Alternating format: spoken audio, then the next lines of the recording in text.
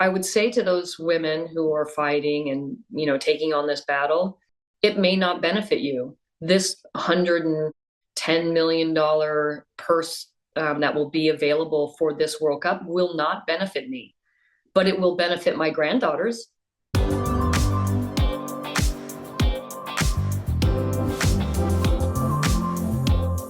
Equal Pay Pioneers is presented by Cadillac.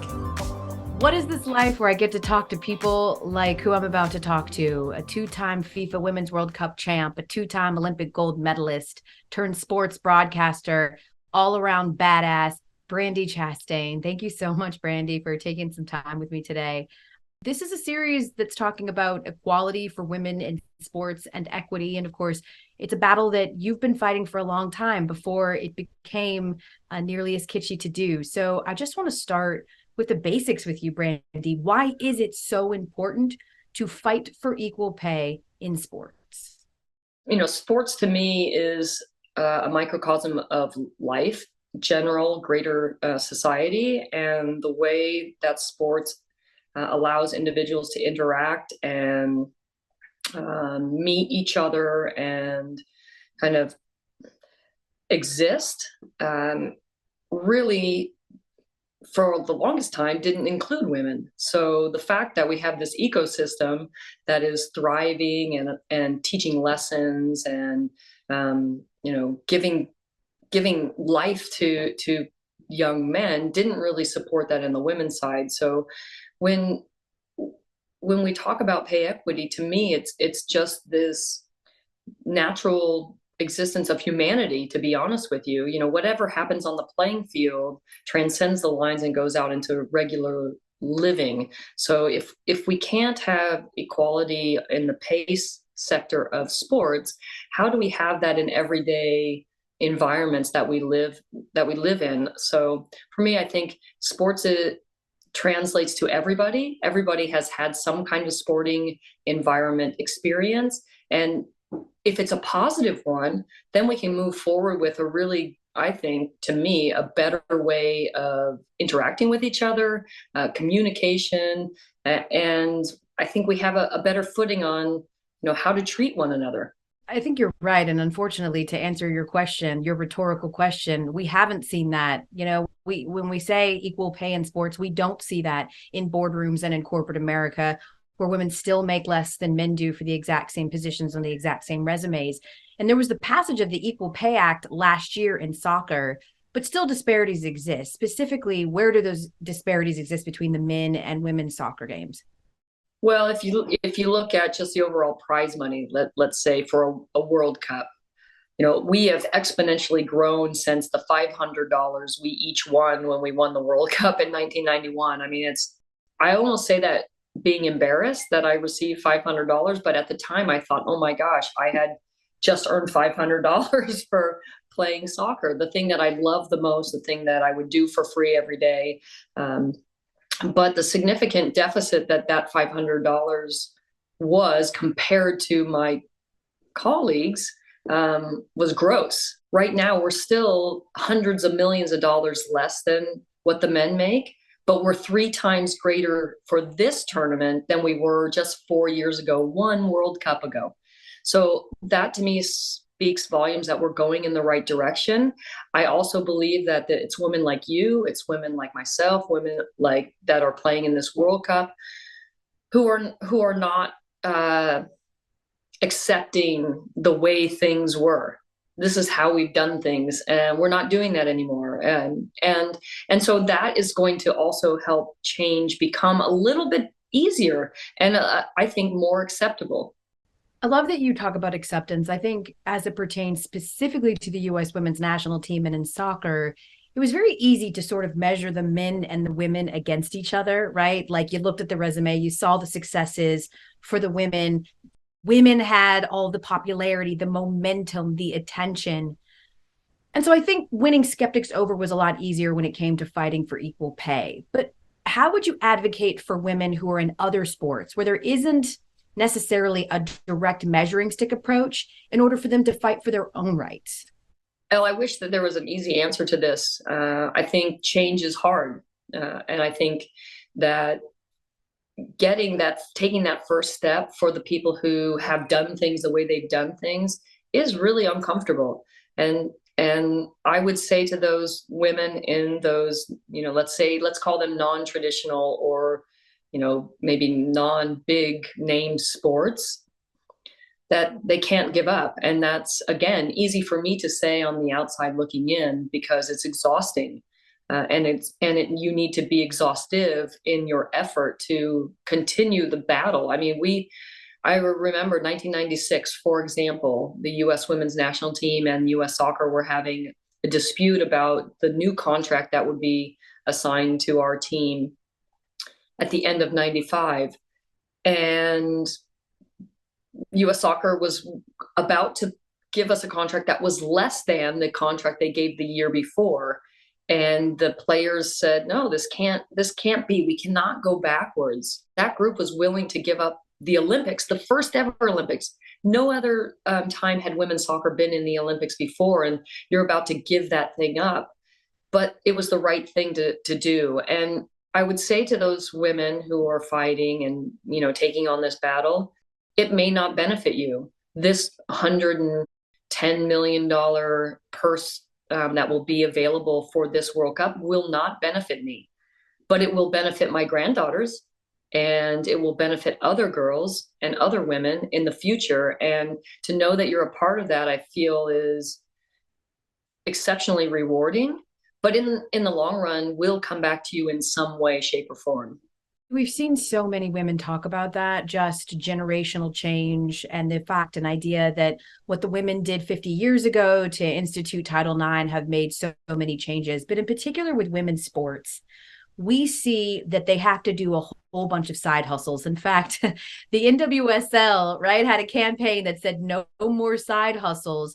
And you experienced that as well, Brandi. I mean, you were one of the most famous athletes on the planet, and you still did not have, because there was a lack of infrastructure, the ability to come home and play professional soccer in the US. What is it going to take in order for women's sports to get the type of amplification we're looking for so that they don't have to hodgepodge games, events, we see it at the WNBA together to exist and live?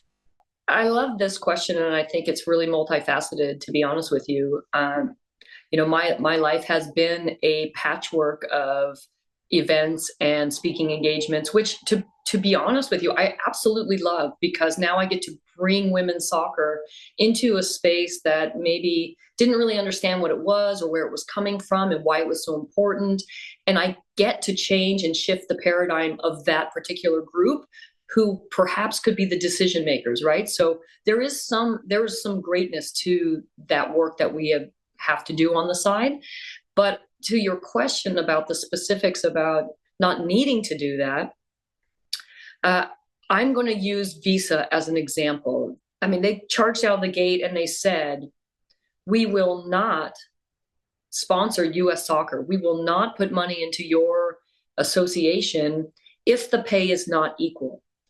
So that's number one. I think having big global companies show up and walk the walk is what we're looking for. And to be honest with you, Visa is now forcing, intentionally or unintentionally, that to happen with other companies. We are all in the DEI age, right? We're all talking about it. There is nobody who is immune from this needing to be rectified. So nobody can hide. Nobody gets to hide anymore. And so I think just the awareness that we all have is truly compelling to the story. I also believe that when you have big companies who show up, and I will use Ally as another one with NWSL, they have provided an opportunity to showcase what it looks like, right? So we talk about, and I'm sure, Elle, you've heard this saying, if she can see it, she can be it, right? Mm-hmm. And so I think that is also, if we give these corporate entities examples and opportunities to see how it can shine and be showcased, we know that 94% of women who are in C-suites come through sports. So we know the benefits of playing sports. I think also saying no. Literally, when somebody asks you to do something that is less than, the answer is no, I'm not doing it. And that may be hard. And we have to choose between, are we going to make that extra money so that we can, whether it's buy, go on a vacation or pay mortgage or our tuition for our kids to go to school, whatever it is, that's a hard choice. But standing up to that also makes a statement. And the more we do that, the more the space has to rethink and renegotiate with itself what equity looks like. I love so much that you mentioned the word equity. I think that there is a lot of confusion at times for people, the difference between equality and equity. I try to describe it as equality says, all right, everyone's allowed on the field and you can all wear the same shoes that the men have been wearing. Equity is you're all allowed on the field and we're going to give you specific shoes that fit you because you don't wear the same size shoe as a man does. In your mind, what's the difference between equality and equity? Yeah, I think it's showing up as you are, and whether it's celebrating or encouraging that, right? That being. And again, we don't have to fit the round pegs into square holes, and or how is it the opposite way? Whatever, it doesn't fit, right? It doesn't fit. Yeah. And so it's recognizing that we have all these different parts and they need support in the way that is a little bit different from this side, but we're going to give it to them so that they can come here, right? So we can elevate that. So, equal equal anywhere is almost impossible. Now, I hope nobody gets offended or bent out of shape. And what I mean is, my husband has been coaching women's soccer at Santa Clara for 37 years. And I've heard him say this many times. And at first I was like, oh, what?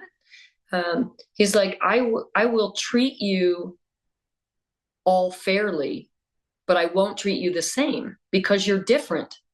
So it's important that we recognize that. And so I think that to me is kind of where the rub between equal and equity. I think that's perfectly well said, right? Everybody needs exactly what they need to be and do their best. And I love that you mentioned the NWSL. You're part of the ownership group for the new expansion team that'll be coming to the Bay Area.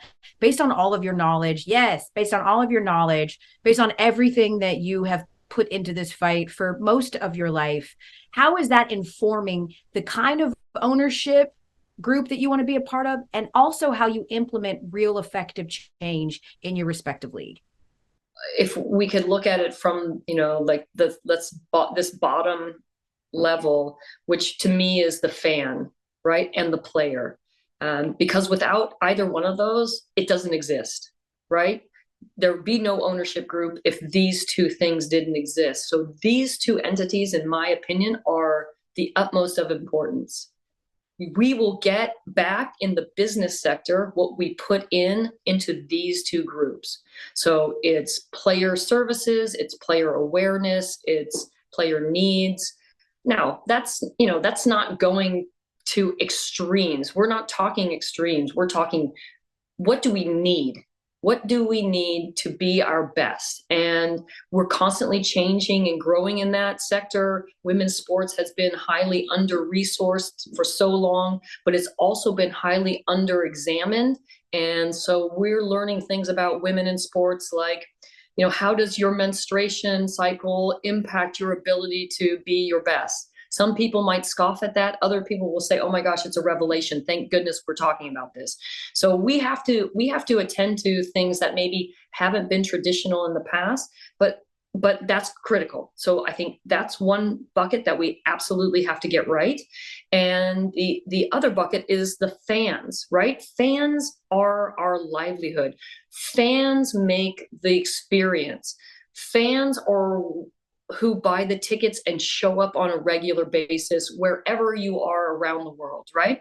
So for me, in our specific case, the Bay Area, we are 9 bridges connecting 9 counties. And we don't belong to one city. We belong to all the cities and all the counties. And we want every single fan to feel like this is their team. So how do we do that? That's like 150 languages, and the diversity is like across the spectrum. And what we say is, we want you to show up as yourself.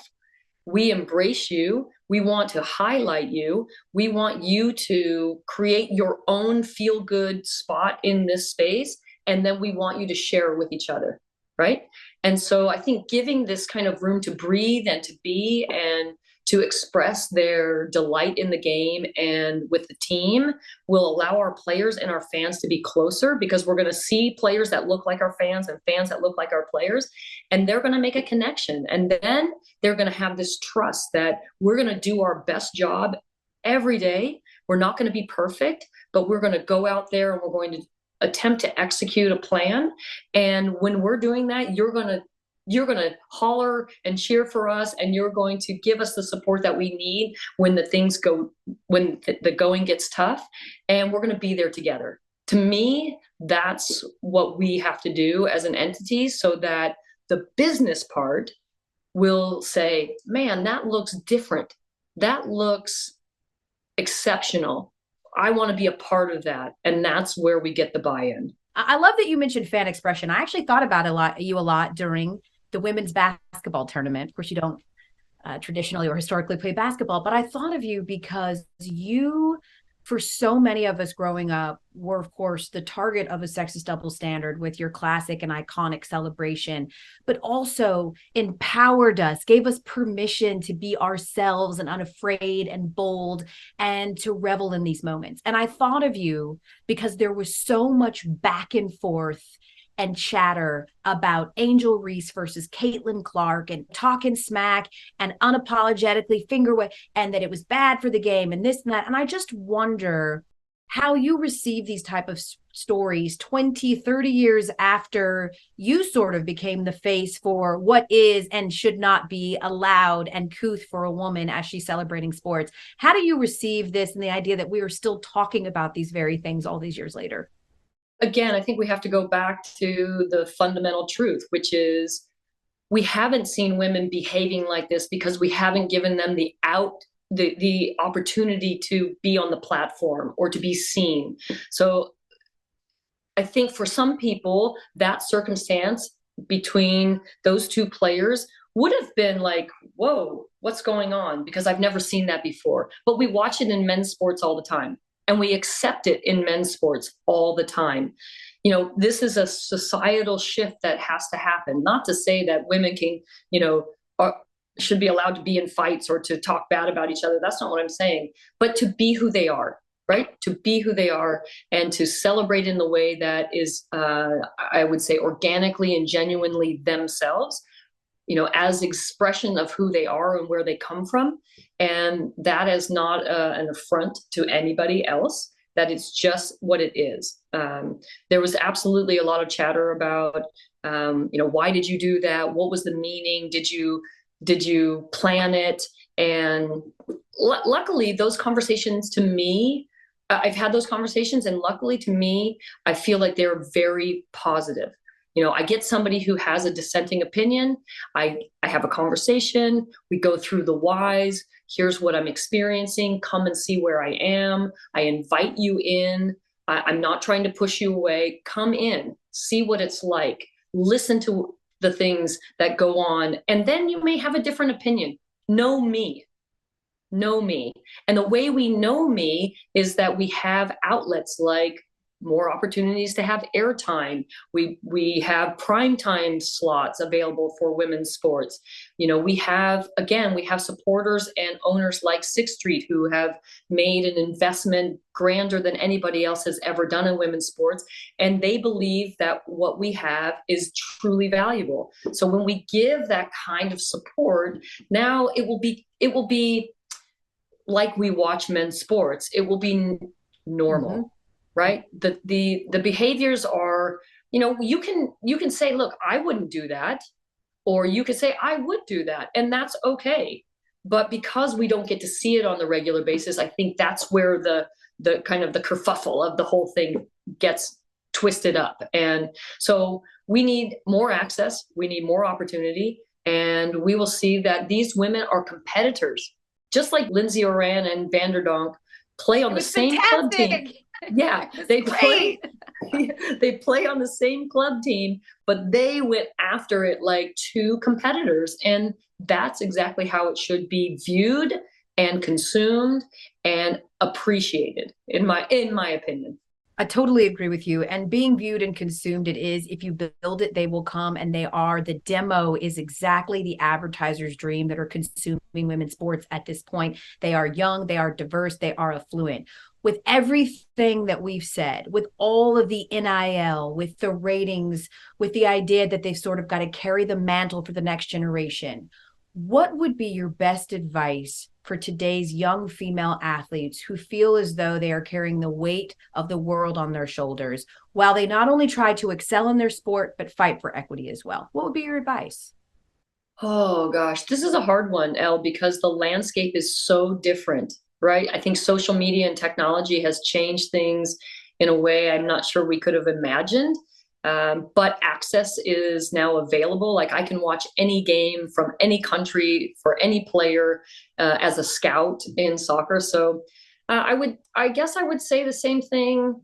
I would say to my son or my grandkids, which is be your best person, and treat people with kindness and compassion. Elevate and support those around you, because that will come back to you in the end. And find the thing that gets you excited, and then be relentless. And things will, in my experience, things will eventually go your way. Will it be easy? No. Will it be smooth? Absolutely not. Will it be painless? Nope.